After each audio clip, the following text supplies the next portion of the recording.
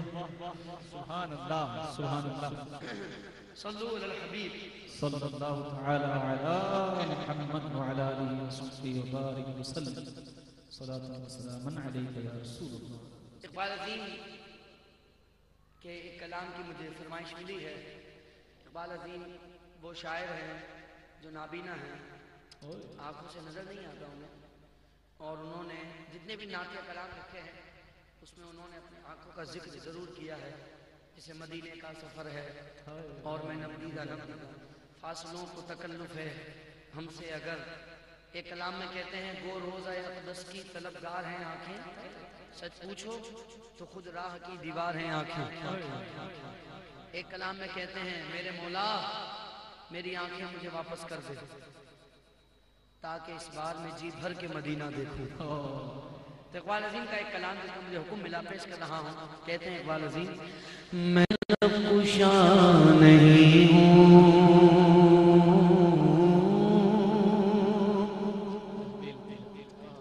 میں لب کشا نہیں ہوں اور محو التجا ہوں, پر میں لب کشا نہیں ہوں اور محو التجا ہوں. کیسے کہ میں محفل حرم کے آداب جانتا ہوں, میں محفل حرم کے آداب جانتا ہوں, میں محفل حرم کے. کہو سبحان اللہ. وطن سے چلے مدینہ پاک پہنچ گئے, مدینہ شریف پہنچ گئے, اب راستے میں کھڑے ہیں تو کسی نے کہا بھائی یہاں کیوں کھڑے ہو, روزہ مبارک پر نہیں جاتے؟ اقبال عظیم کہتے ہیں آیا تو اسی لیے ہوں کہ دربار مصطفیٰ صلی اللہ علیہ وسلم میں جاؤں, کیا کروں مجھے نظر نہیں آتا, انتظار کر رہا ہوں کہ کوئی آنکھ والا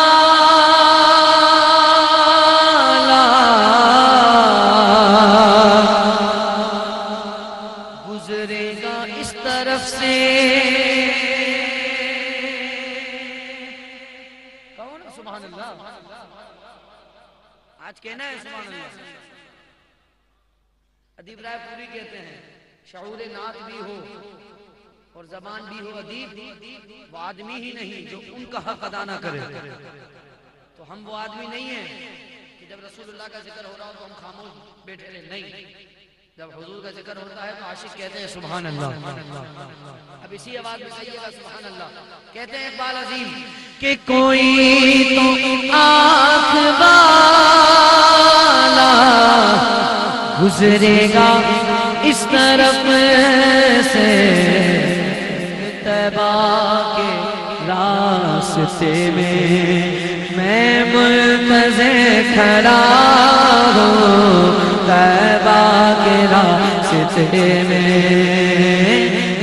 منتظر کھڑا ہوں, پر میں لب کشا نہیں ہوں.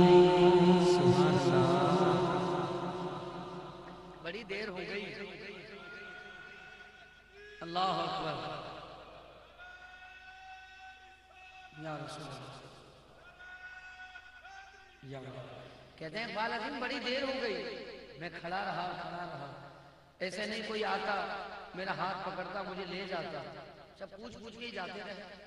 کہتے ہیں جب کسی نے سہارا نہیں دیا تو میں نے خود ہی چلنا شروع کر دیا, اور کہتے ہیں میں چلتے چلتے وہاں پہنچا کہ میری آنکھوں میں روشنی محسوس ہونے لگی اور مجھے خوشبوئیں آنے لگی. واہ سبحان اللہ.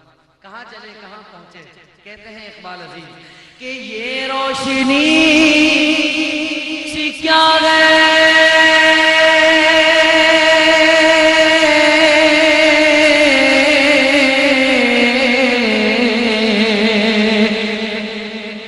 خوشبو کہاں سے آئی, یہ روشنی سی کیا ہے, خوشبو کہاں سے آئی؟ اچھا شاید میں چلتے چلتے ان کے روضے تک آ گیا ہوں، شاید میں چلتے چلتے ان کے روضے تک آ گیا ہوں، شاید میں چلتے چلتے روضے تک آ گیا ہوں، میں لب کشا نہیں ہوں، اور جو کچھ بھی مانگنا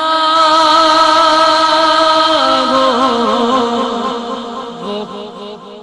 ان کے در سے مانگو،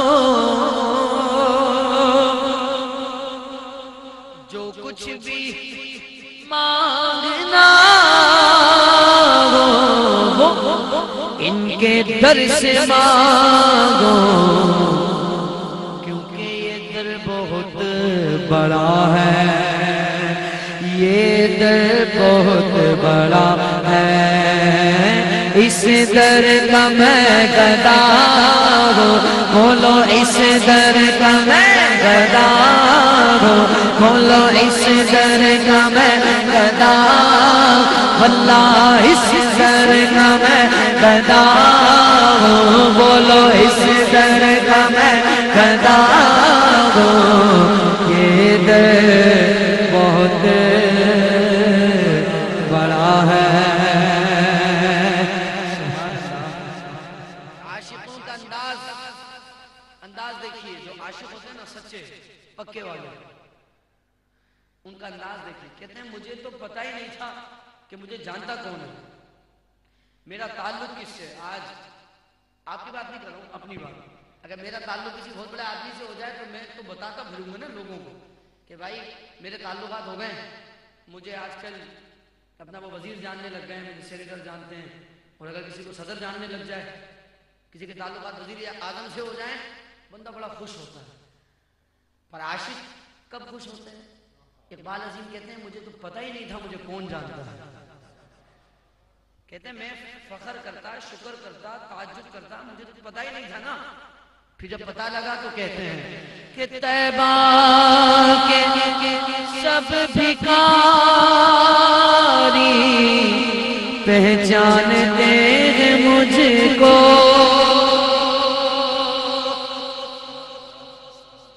طیبہ کے سب بھکاری پہچانتے ہیں مجھ کو، مجھ کو خبر نہیں تھی میں اس قدر بڑا ہوں، مجھ کو خبر نہیں تھی میں اس قدر بڑا ہوں، میں لب کشا نہیں ہوں۔ مدینے سے آ گئے، اپنے گھر میں ہیں، وطن میں ہیں، کہتے ہیں اقبال مجھ کو ابھی محسوس ہو رہا ہے کہ میں روزے کے سامنے ہوں، میں روزے کے سامنے ہوں، اور نعت پڑھ رہا ہوں، اور نعت پڑھ رہا ہوں، میں لب کشا نہیں ہوں۔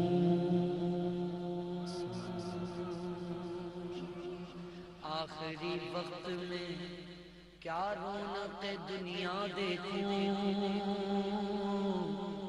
اب تو بس ایک ہی دھن ہے کہ مدینہ دیکھوں، میرے مولا میری آنکھیں مجھے واپس کر دے،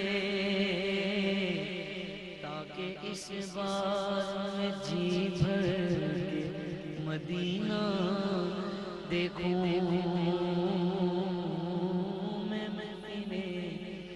حرم کے آداب